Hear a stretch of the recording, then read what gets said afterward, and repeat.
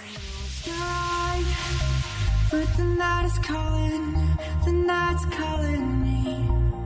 I don't wanna fight, and the city's drifting away. Welcome everyone, I am One True Brick, coming at you with another LEGO Exo-Force review. Today we will be looking at set number 7721, the Combat Crawler X2.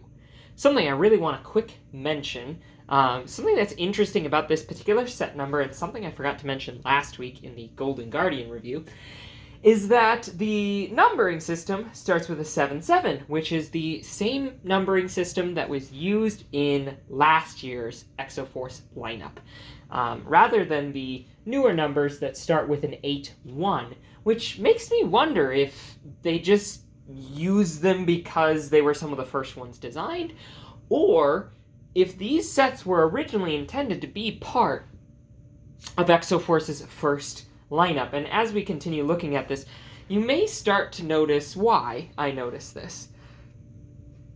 But I'm going to quick get into the set's statistics before we get into that.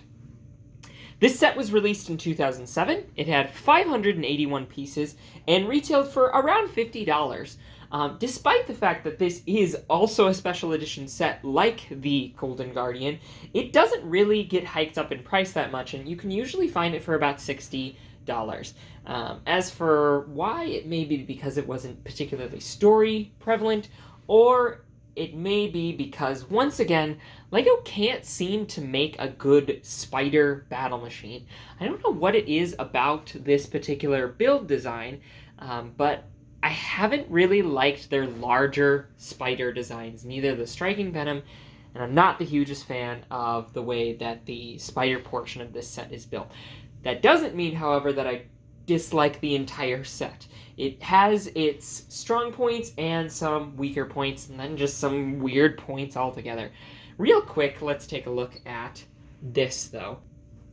So, oddly enough, there we go. Oddly enough, LEGO decided to include a small, I don't want to call it a battle machine because it really isn't, a small rocket fighter for Rio, and I don't believe this is actually ever even shown in a comic or book fully built. There's a very brief moment when we see a half built, so it's got, if I can actually do it, it's kind of got this sort of appearance to it without Rio on it. It doesn't have the shell armor, it's just the missile and these two little rods kind of holding it up like a tripod. And this feels kind of thrown in. I am glad that they include a battle in the box, which is a phrase that I used to describe and other people used to describe when a set includes some sort of enemy for the main battle machine to fight against. A lot of the smaller sets and even some of the medium sets don't include that. It isn't until you get into the usually larger $50 to $100 sets where they include that, and it is nice to see it included in this one. So that is a nice inclusion. I think there's one other reason for it, which I will go into momentarily. So, as I mentioned, I'm not a huge fan of the Striking Venom set. I know I hurt a lot of people's feelings when I said I didn't like that set, but objectively speaking, based off of a lot of the things that I pointed out, it is not an especially great design set. You are welcome to like it, you are welcome to buy it, you may do whatever you wish, but from my objective and subjective opinion, it is not a very well-designed set, and this particular set suffers from a lot of the same flaws, that being the leg design. So these legs, as you can see, once again, don't have much articulation. In fact, unless you count this being able to fold, the only portion of the set, the only leg portion of the set that has articulation are these front two legs having the ability to bend up here, and these claws being able to bend down. With this set, I think this set is actually heavier than the Striking Venom, and so adding posability was even more difficult for them. If they had added full articulation in all 6 legs, I have a feeling it would have squished, kind of like a spider does when you stab it with a tissue. However, I feel like Lego, being a giant design firm who spends money on lots of different people, they could have figured out a way to build a sturdy yet still posable design. And once again, they missed the mark.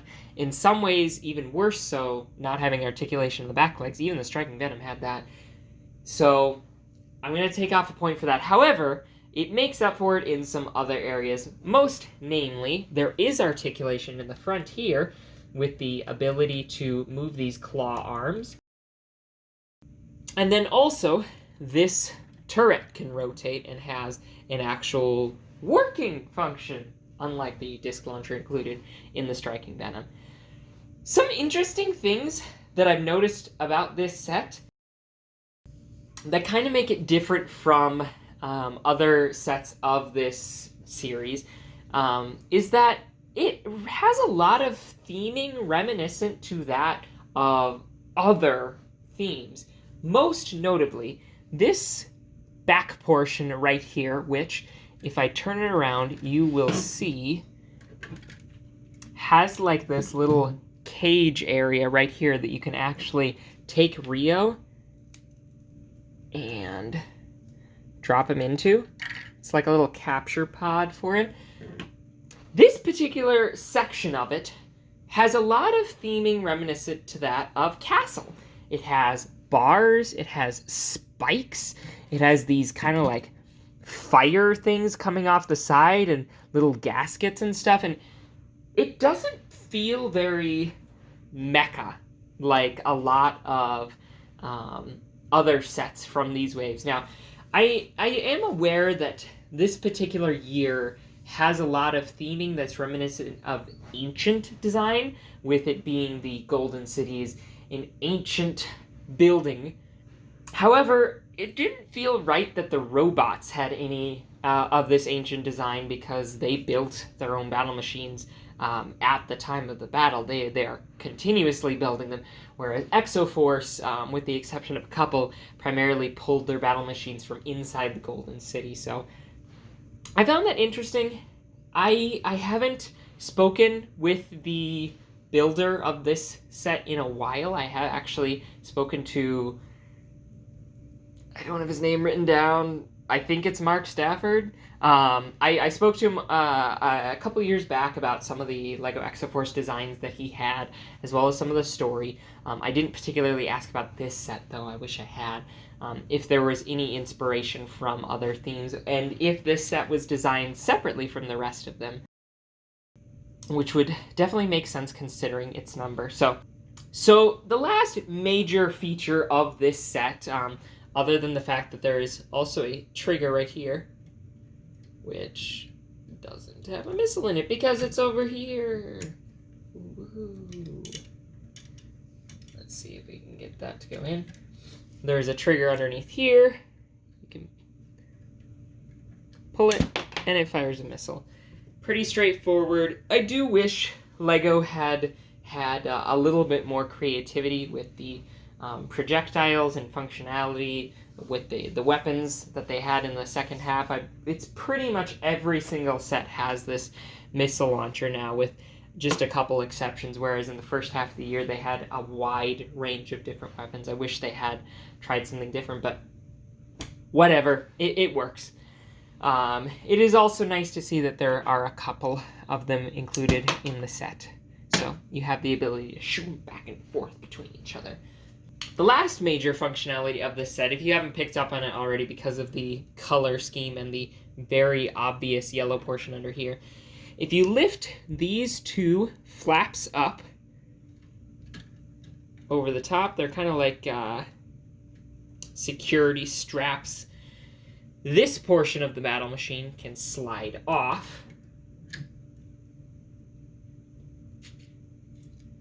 bringing it its namesake, the Combat Crawler X2, the X2 being the fact that it has two different portions to it.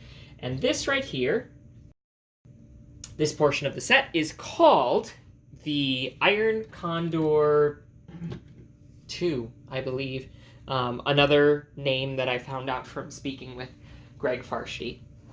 And this particular battle machine is designed specifically to combat the Aero Booster. And I really like how bristling this battle machine is. It has tons of rockets, plus the claws.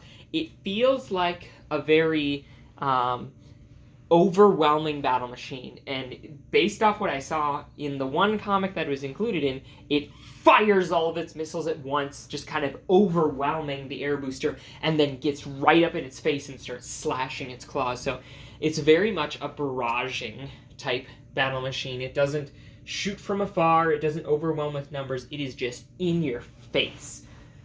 Something odd that I noticed when building this set that I don't know why I didn't notice before, there is a section to this battle machine right here where it looks like there's supposed to be another cockpit. Now, I don't know if it's meant for in case the Iron Condor 2 gets destroyed and the Devastator doesn't, he can climb in there. It just seems very strange to include this additional cockpit, not to mention the fact that most sets of the $50 variety have at least 4 or 5 minifigures. This one has a mere 3. So I feel like they should have probably included one more to kind of sit up there, to act as like a secondary pilot once the Iron Condor 2 detaches. Something else even stranger about that is, if you look back here, I'm going to rotate and actually show you guys from the top, it looks very incomplete. There's a lot of bricks that don't really have a cap over them. A lot of the times when there are 2 bricks that meet, like right up here as an example, they have a plate or a tile covering it. I feel like there should be a couple of plates or tiles covering this. And even maybe like a full cover over the top of it to completely enclose another pilot. As it is, this set feels just strange. I wouldn't necessarily call it bad. I really do like the functionality of having the Iron Condor 2 be able to detach. I like the inclusion of another minifigure in the box. I will always take another Exo-Force pilot. But all in all, it feels weirdly designed. But because of the fact that the price hasn't really hiked up over time, I can't really not recommend it. It wouldn't be my first pick, but it's not one of those sets like Supernova or the Striking Venom where I'm just like, only buy this if you absolutely love it or you're a collector that absolutely needs to get every single set. This is one of those sets where I'm like, yeah, sure, get it. And with that, I have talked about some of the story already. You guys have already seen all the minifigures, but I can quick show you up close. I'm not even gonna pull them out. This is a red Devastator, similar to the one seen in the Thunder Fury. It's nice to see some more colored ones. I wish the blue one had been included in at least one of their set, but whatever. You've got an Iron Drone as well, similar design. And then, of course, you guys saw Rio, who is back here, if I can pull him out. Ooh, there we go. Same design that is shown in the Cyclone Defender video. Green torso, same purple hair, and head mold from past years. So there isn't a whole lot of story other than the little bit that I told you about. This set is only included in one comic, and it fights the Aero Booster. Of course, loses because the human battle machines always win. However, it is a nice little battle that shows off the robot's ability to adapt and really overwhelm Exo-Force pilots. And I can say with pretty strong certainty that if Hayato hadn't had the Aero Booster at the time, which just so happened to be a very strong matchup for this particular battle machine, he probably would have lost because of the versatility of this robot battle machine, having it split into 2. But other than that, there's not really a whole lot of story. So with that, I will see you guys next week when I take a look at the Exo-Force set that is amazing above all others, the Aero Booster. Thanks. Bye. However, this set is absolutely fantastic and likely my number 1 out of the entire series. If I had to recommend just one